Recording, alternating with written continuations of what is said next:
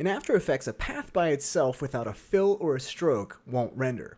Instead of a 4D light, a spline will not render either until you generate some 3D geometry with it. In this video, we're going to cover how we can turn our splines into 3D objects by using a generator object called the Extrude Object. So one of the ways we can actually have splines actually render, you can see as I render the screen right there, nothing shows up. We can use these generator objects, and you'll find them right under here. I'm clicking and holding, and there's our extrude object. Now, extrude is one of the most basic 3D functions that you can do, and it's very common, and you'll find extruding is available in After Effects. You can extrude type, and same thing in Illustrator. So this should be pretty familiar for you. So we're gonna just add an extrude to our scene. And here's all the different splines that we brought in from Illustrator, and I just renamed them so we can make sense of it all.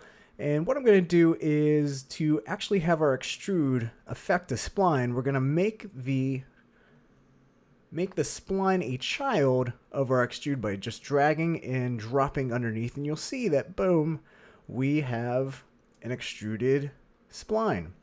So you can see right there, and that'll actually render. We actually have some geometry in our scene. So let's just go over all of the different object properties here. So what's going to cause the extrude is this movement. So these three fields are just movement in the X, Y, and Z. So right now we're moving or extruding in the Z. We can also extrude in the negative Z. And then we can also adjust the X and the Y. I'll just zero those out for right now.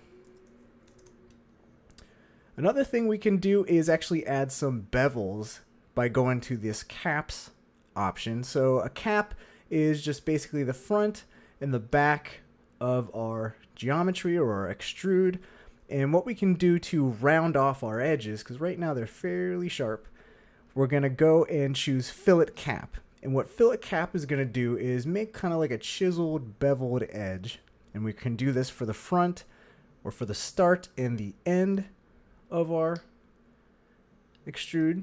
And we can round that out by adding more steps, or basically subdividing the rounding or the fillet cap here. So I'll do 3 steps for the front and the back. And you see we have a nice rounded bevel right there. And we can actually crank that up even more to make it a lot smoother.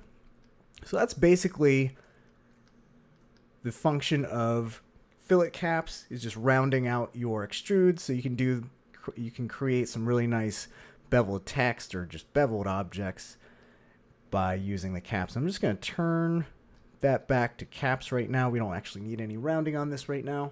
So what we can do now is actually we can use one extrude to extrude every spline in our scene by placing all of our splines underneath one extrude. And let's just rename this Game Boy Extrude. And right now you'll see that this is actually only extruding one of our objects. I'm actually going to first just kind of bring in the movement to say 10. And to actually affect and extrude all of the splines that are children of this extrude object, what we need to do is turn on this hierarchical. And what that's going to do is then extrude everything, but since everything's sharing the same plane on the Z space, we're not going to see anything right now.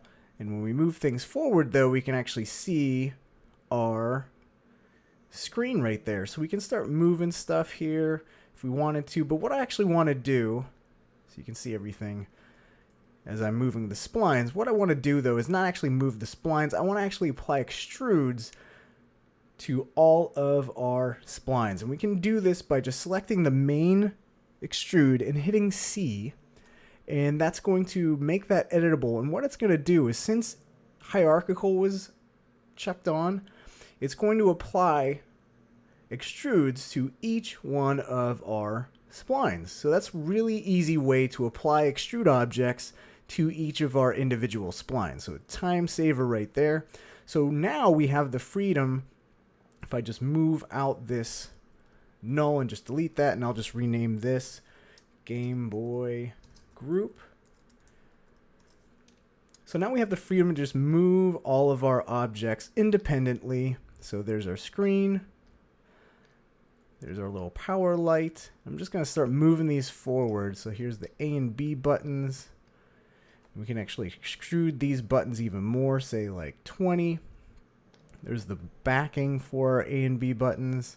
And what I'm going to do is go to my display and just turn on garage shading. So we actually see the lines. So we can actually see the form of our splines here still.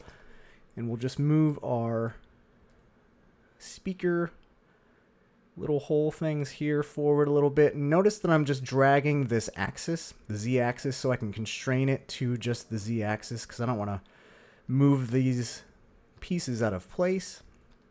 So that's looking good. We got the select and start buttons. We'll move that forward. And we got the control pad. Move this forward. We can extrude this even further. Say 18. Control pad backing. We'll just move that forward just slightly. And let's see here. We got the screen backing. Move that forward a little bit. And I believe that's it. So we can now, since our Game Boy body is actually kind of skinny, we're going to just extrude that to say 140. See how that looks. That's a little bit too fat, so we'll just bring that right back in, say 80, 90. Let's do 90. So there we go. We now have our extruded Game Boy object created completely from splines. So by using generator objects like the Extrude Object, you can very easily generate 3D geometry from 2D artwork, in our case from Illustrator, without needing to know any 3D modeling at all.